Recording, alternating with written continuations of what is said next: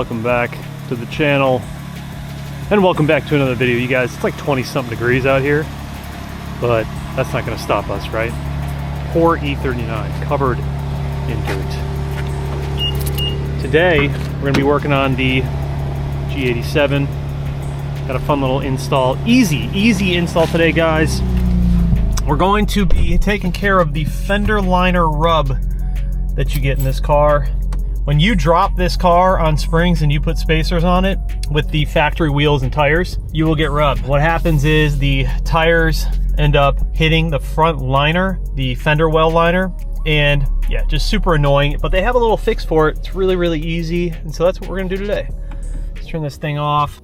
Oh man, I'm not looking forward to this. I'm not gonna lie to you guys. It's freaking cold, dude. Freaking cold today, but I gotta get something done, man. Got too many parts showing up for this car and not enough activity. Ooh, but I will say, dude, the G87 is looking really nice. I mean, this is settled in and this car is looking freaking proper, dude. Besides all the salt, you know, I mean, I said I was gonna daily drive it. I've been daily driving it. Lots of salt on it, but man, I'm just enjoying this thing thoroughly. So where it rubs is right in here on these like fins. There's like, can't really see it, but you'll see when I take them out. And I will have these linked down below for you guys. They're basically just these little metal pieces. So you cut out the fender liner, the fins, and then you just basically install these. They come with holes on them. Really easy to do. We install them at the shop all the time. Comes with a little bag of hardware. Super simple. I'm gonna link them down below for you guys. So if you have a G series BMW and you are tired of that fender well rub, this is gonna be your answer. Said it was cold. Wasn't lying. Freaking cold. About 22 degrees out today in Charlotte, North Carolina. For the Carolinas, that is cold. A lot of you are probably like, oh, whatever, bro. I'm in Antarctica and it's negative 50. Don't be a pussy. You know, I moved from Wisconsin. I thought I moved from all this bullshit.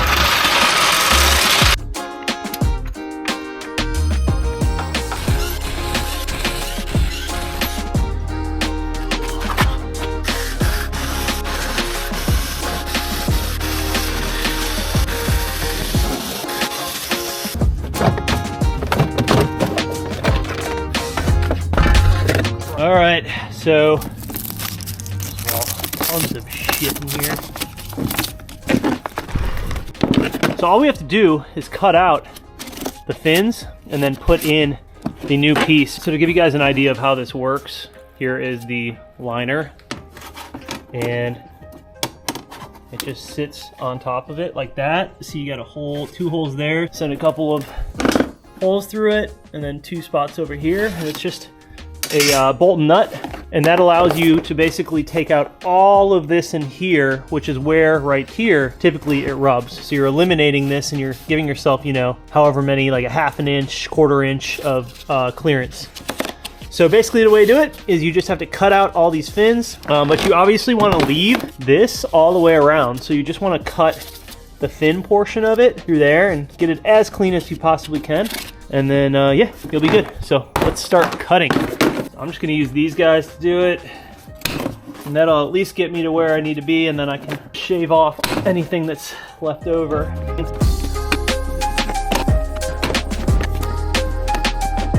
Just cutting it like this so I have more room.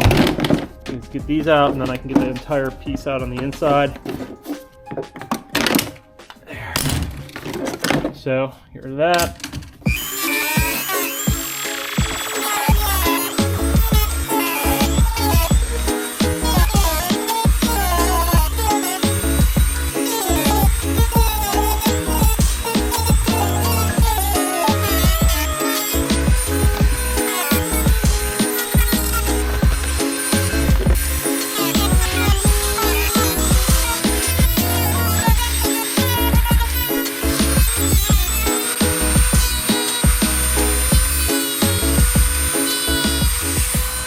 Okay, so do you have to use a Dremel? No. Is it gonna make your life a hell of a lot easier? Absolutely.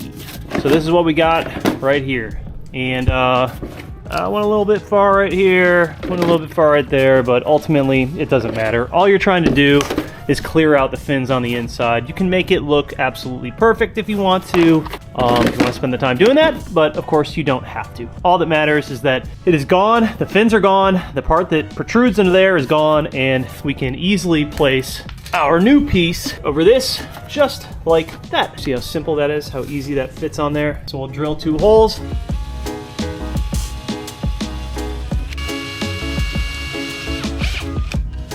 So everyone does this part differently. These are so small, man, and this is risky doing it on this tile. Because if I drop one, it's gone.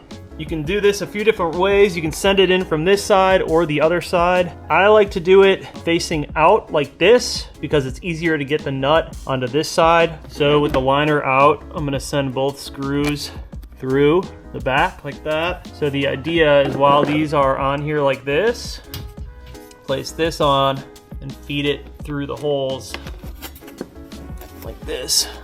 All right, so I sent the bolts from the inside out. You can see the nuts right there. Best way to do it is do 1 by 1, so you can sneak your hand back here underneath, send the little bolt through, thread the nut, and then just do each one by 1. That's the best way to do it. It's really difficult to get in there because it's such a tight space. So now we've done that, and what I'm actually going to do, I'm gonna put a little bit of Loctite inside of the bolt and the nut so these do not back out, because how annoying would that be? One of these fell out and it's just flapping around. You have to take everything apart again just for one little tiny nut. Not dealing with that. So we're gonna Loctite those in, and now you can see this lays perfectly. We'll just go ahead and drill our spots into here. This side will be a lot easier to get the nuts and bolts on for obvious reasons. There we go. Sending the bolt outwards for this one. I don't even have a wrench small enough for these. I think they're like a 3 mil or 4 mil or something. Last one on this side through there. Perfect. Look at that. Comes out right here. Tried to go as tight as I possibly could. All right, so like I said, just a little bit of thread locker on the top. Boop. Oh, that was too much. That was too much.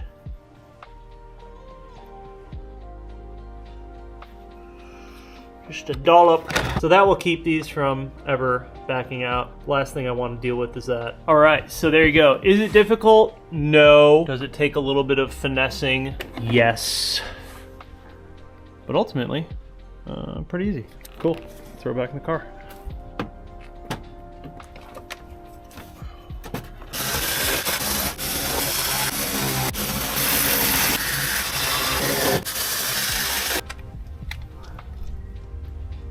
Pretty slick, man.